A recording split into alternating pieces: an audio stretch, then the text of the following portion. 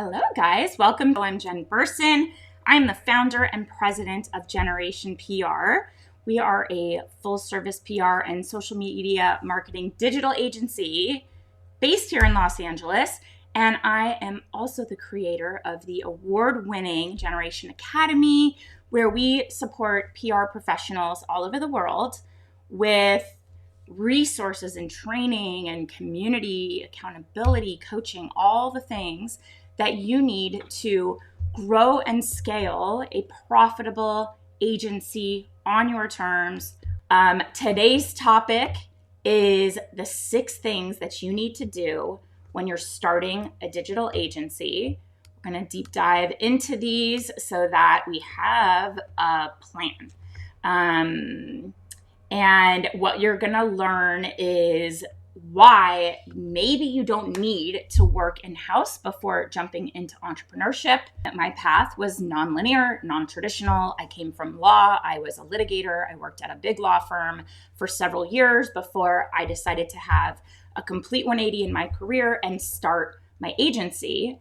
And I came with no contacts, no experience, no training, just a real passion for certain niches like the beauty industry, which I still absolutely love to this day, still work in to this day. So I think you do not have to work in-house before you jump into your own business. And I'm just here to show you how, if that's what you want to do. And I'm also here to serve as an example that it's possible, because that's exactly how I did it.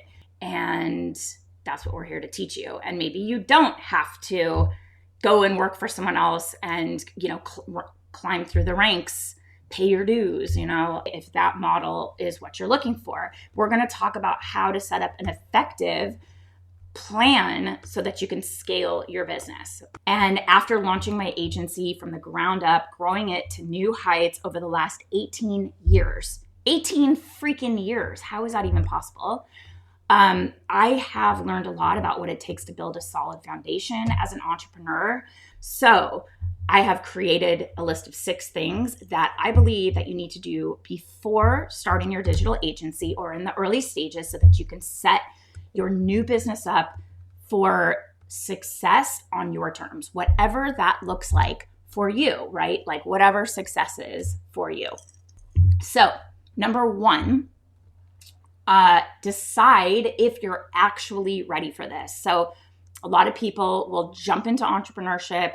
They aren't sure if they should freelance first, they should work in-house at another agency, maybe just dive in and start their own agency right off the bat. So if you're starting out as a freelancer, you're working in-house, that is a more traditional route to entrepreneurship.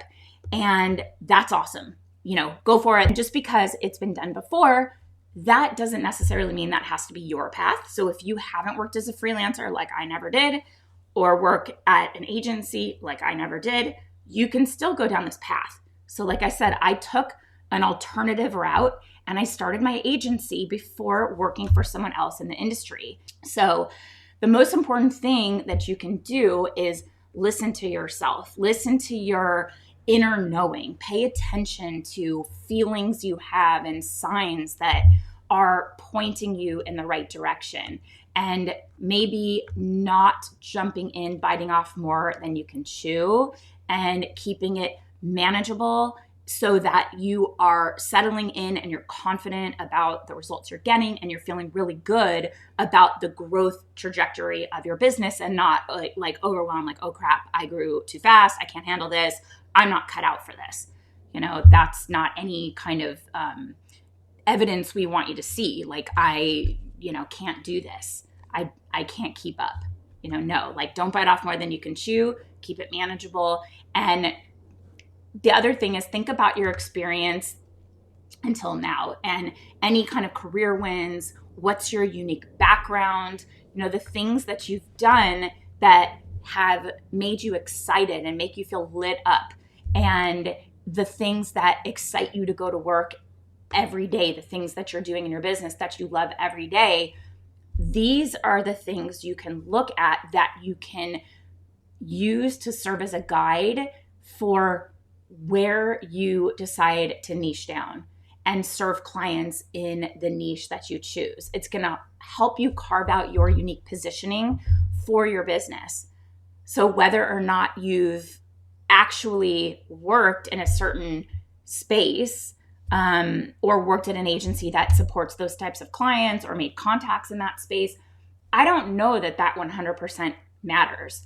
If you have a passion for something in your personal life, you have a deep expertise in a certain area because you just happen to love it, that's a niche you should consider going in because you're probably going to love it in 5, 10, 15 years. Don't think about not working at an agency as starting from scratch or, this path is not about starting from one place or another. It's about what's best for you and what will set you up for success and the timing that's right for you. So that's number one, is you have to decide if you're actually ready for this. 2 is, when I say niching down, it is not just who you serve, but how you serve them. So you need to choose what services you'll offer. And this is this mindset shift you may have to make where your agency is yours and your business, and you should only offer the services that excite you, that you can provide to clients and crush it for them. Not let every client that comes in the door that needs 5, 6, 7 different things tell you how to run your business and what services you need to provide. So you could offer a more general range of services like social media marketing, graphic design, PR, or you can zoom in and go deeper on really specific services that you become known for. You have a process, you have like a proven process. That's a really good idea because you can get really niche. You can offer things like short form content creation, Squarespace website design, influencer marketing, setting up share a sale affiliate programs and managing publisher partnerships, really niche down. And that's where the money is to be made, rather than being a generalist and applying your time to a bunch of different services that you're doing one-offs here and one-offs there for different clients. Consider where you can bring value to key players in your niche and then build from there. Where is this deep understanding and expertise available to you to like deep dive, find out how you can add this service that will keep you indispensable. And as you grow and scale your agency, you can expand your offerings that will showcase your team's strengths. And maybe there is like a really awesome killer writer on your team. You can add copywriting services to your roster, or if that's you and you love doing it, copywriting services, building a strong, well-rounded team. It's one of the most important parts of building a successful agency. When you have a solid team with their support, you will spend time focusing on your zone of genius and focus your activities working on your business, moving the needle of growth, creating a strategy, understanding your company's core values and your vision for the company and taking it in that direction, so that you have people that are supporting you in the things you don't necessarily love doing. You can outsource or white label specialized services to freelancers, and then you can offer a more comprehensive kind of overarching package to your client, but it doesn't mean that you have to be the one providing those services. You can look at it like you are, like the hub of like a wheel, and these different services are spokes. You can look at the totality of the wheel and say, in order for us to achieve this client's goals, they might need someone to handle this influencer marketing or affiliate manager piece. And that's not necessarily us, at least maybe not yet, but I can bring someone in who I trust. We can have them work under our umbrella if that expert is willing or freelancer is willing to white label for you, have them work under your business. And now it's a cohesive project that you're managing, and the client feels this rather than talking to 10 different businesses and not knowing if one hand's talking to the other. You're the center managing this whole thing, and that adds immense value to your clients. Part of niching down is how you serve, and that is what services you're going to offer. You should be working in your zone of genius, and anything else either is a no, we don't provide that service, or you're outsourcing it so that you can bring in the experts that will do the great work for you. Number 3 is structuring your services. So if you know me and how I view projects and billable hours and all of the things that are not retainer, you know that I am against those things, and I'm a huge proponent of using retainers in your business. It's impossible to scale your business when your services are based on an hourly rate, because the only way that you can grow is to work more hours. You're not going to earn what you are truly worth with an hourly rate. There's only so many hours in a day. Your revenue will be limited by the number of hours that you can work. And if you set up your business the right way, you should build in some boundaries and some time to take a day off. So retainers that you set up are predictable. That is recurring revenue, so that you can get your mind off of your money and dedicate the efforts to generating results for your clients. And I want you to commit to at least 6 months to get the ball rolling for your clients. Longer is better, no less than 6 months. And we have all kinds of reasons that we tell clients that that's to their benefit. You don't want to start with a client that just wants to do a 2-3 month little, project. And then just as you start to get the ball rolling and results start to roll in, you're not working with them anymore. And you have to tell your contacts, oh, I'm so sorry. No, I'm not working with. It's embarrassing. You're creating all this momentum that just falls off a cliff. I would tell the client, I'm not going to take your money because it's not going to work. Either you look at this as an ongoing thing, or you are going to lose out and you're going to start to generate all of this momentum and interest and goodwill, and then it's just going to stop. So there is oftentimes scope creep, which is another reason 3 months is just not enough, because it'll end and you'll be like, well, I generated these leads and I still want to have them come to fruition. And now months 4, 5, and 6, you're still working, but you're not getting paid. There's always scope creep with a project, because we will generate this interest and then the client moves on because it was just a limited project. And you're like, well, these are my contacts. And of course, your results are your body of work. You can leverage them for case studies and testimonials and proof of how great you are at what you do. So of course, you're going to want to convert those leads and get those results. So now you're just working for free because the project ended, and yet here you are still working to convert those leads into features. I don't want to do that. That stinks. I don't want that. So minimum 6 months, no less. If you can do more, that's great. The exact price of your retainers, it'll be dependent on your niche, your experience level, the expenses that you have in your business. That's like your team, any databases that you subscribe, any platforms you're using, project management platforms or email distribution. The other factor is your financial goals, your revenue goals, and how much time you want to work. So it's not just like pick a price that sounds good or that the client can afford. This type of strategy, the thinking through all of those things, your, niche, and leveraging the wins you've gotten from your whole career and the experience you have, finding your story, your unique place in the industry that you can serve and add immense value to prospective clients. All of these things go into your pricing. So your rate, you can research other agencies in your niche and see what they're charging for their retainers, and yours will probably look different based on what services you offer, but it is a good way to build confidence in your pricing and know that you're on the right track and you're not flying blind. You're not wondering like, how are other people doing this? So the other thing is offering customized retainers for your clients will give you a lot of flexibility, both in terms of the price and the services offered. I do not like putting rates on my website. And I don't think you should either. Don't put your rates on your website because then you're stuck with them. You could have a call with a client and they want something just a little different. Or you come in at a rate and that doesn't necessarily align with their budget.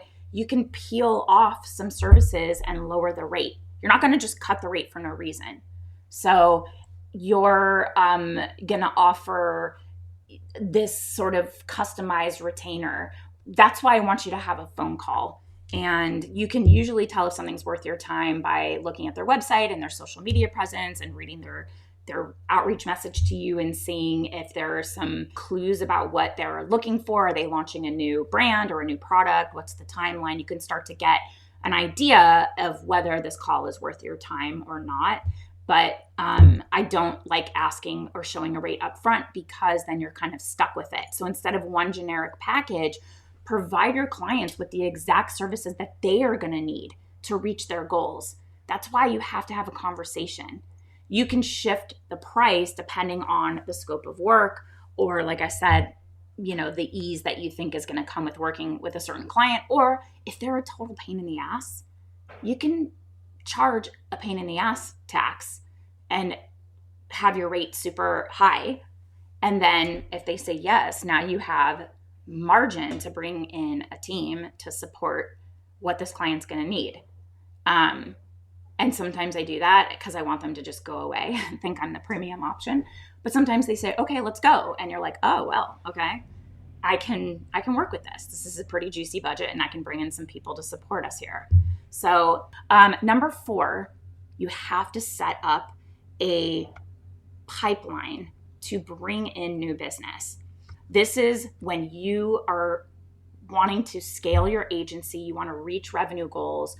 You have to be looking for ways to grow the retainers that you're offering, not necessarily always adding new clients, but increasing your rate when you have the visibility of the results to prove the value that you provide. That's when you can start taking on bigger, better clients. And there's so much benefit. I mean, obviously, like clients paying more, it's just chef's kiss. It's the best. But my highest paying clients leave us alone. They are always happy. They do not nitpick our work. They trust us because they're paying for the best. And so they trust that you are the best. The clients that pay more, they're just so much easier to work with. When you discount your services, those clients are going to be a nightmare to work with. It just is the nature of the world. So setting up a pipeline full of prospective clients who are interested in working with you, that is going to help sustain your growth through the years. And you've got clients at different stages of this lead process that you're putting them through. And you can pull from those leads when a client maybe leaves unexpectedly, or you want to increase your agency's bandwidth by bringing on new team members. You can go back to that client pipeline and start to show the kind of work that you do, the value you provide, so that those new clients are like, oh yeah, like we want, this is what we want in our business. So that client pipeline is part of your agency growth plan, and the process and nurturing and all of the things that go into it are going to be critical to the health of your business. So just know, setting up a client pipeline the right way, having a tap where you can turn it on and feel confident about the leads that are coming into your universe because they're qualified leads. You know how to find them and you know how to nurture them. So set up your client pipeline. And then number 5, get your numbers in order. Numbers are so incredibly important. I know, like, we're creatives typically. We like writing and coming up with creative stories and positioning our clients, and I don't love numbers. I look at a spreadsheet and my mind's like, blah! But knowing your numbers is not, required to have a spreadsheet or whatever. It's really about understanding the finances of your business. I know that that's like a little bit intimidating, but you can right out of the gate set up a bookkeeping system and start laying that groundwork for your business. So I have used FreshBooks. I use QuickBooks right now. I have a licensed accountant that helps me really look at the money that's coming in. You can, and what we're spending, what it actually costs for us to provide these services. You really need to understand that. And working with a local licensed accountant or outsourcing to a virtual bookkeeping assistant, it's not that expensive, but everything about financing your agency is a lot easier when you have a bookkeeping system set up and it's running smoothly, and you can see when your clients are looking at their invoices, when they're overdue, having the system just send out reminders, having payment maybe even be automated through your platform, whether that's QuickBooks, you can take payments, or just have something set up with ACH. I am all about fee-free payments. But the other thing that you need to do, not just having a bookkeeper, but comb through the finances, get a full picture of what it's costing you to run your agency every month, or what it can or should cost you, and think through things like employees or contractors. You have to save for your taxes.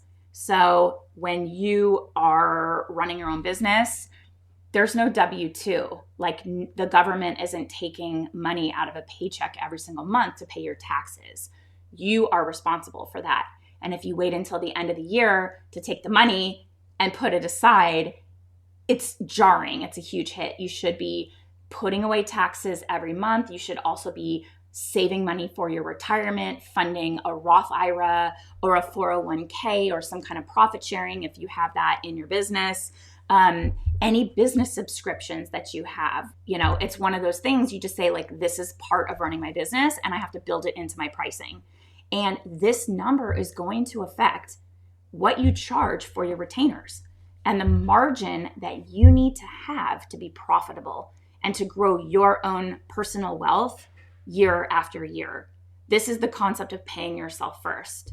I don't want you to look at $100,000 of revenue as $100,000 of profit or income. Not even remotely.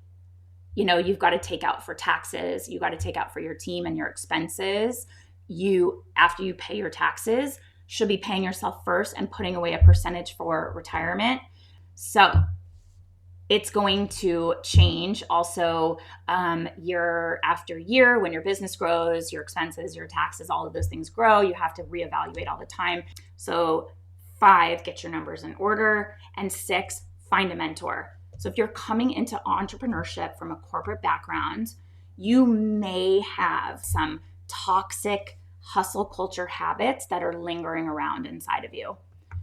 This is how it's always been done. And we're always running around like our hair's on fire and, putting out client fires and overworking our team and saying yes to everything and allowing our clients to message us all hours of the day and the weekend, all hours of the nights and the weekend. You have to let go of those. Those outdated philosophies will hold you back, and they're going to turn into limiting beliefs around productivity and your value to clients.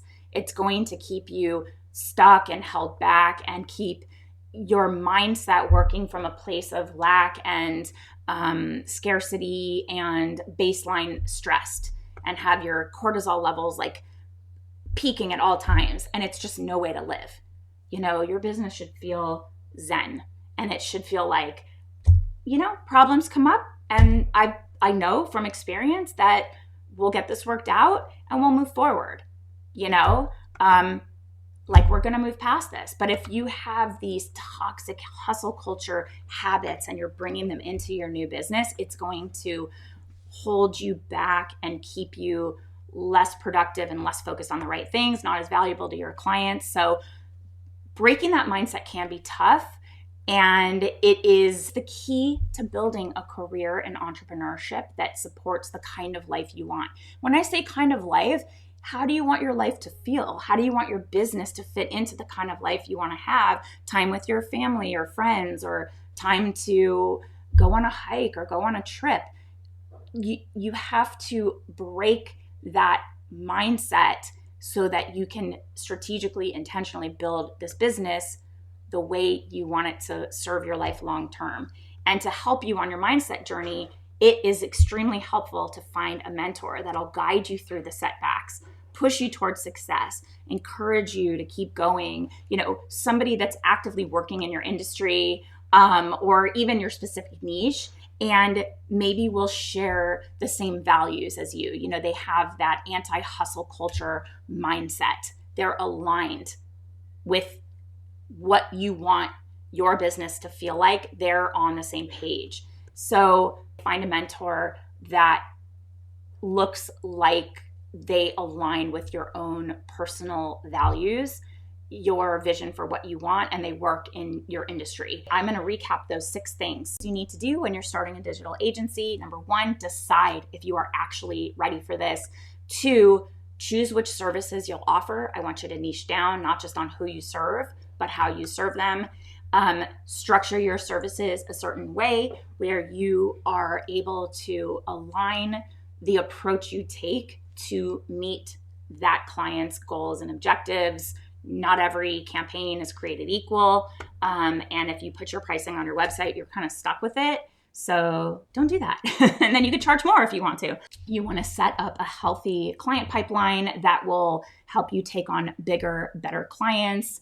Ultimately, higher retainers, fewer clients. You're working less, you're doing better work, and you have better clients that kind of leave you alone, which is my favorite.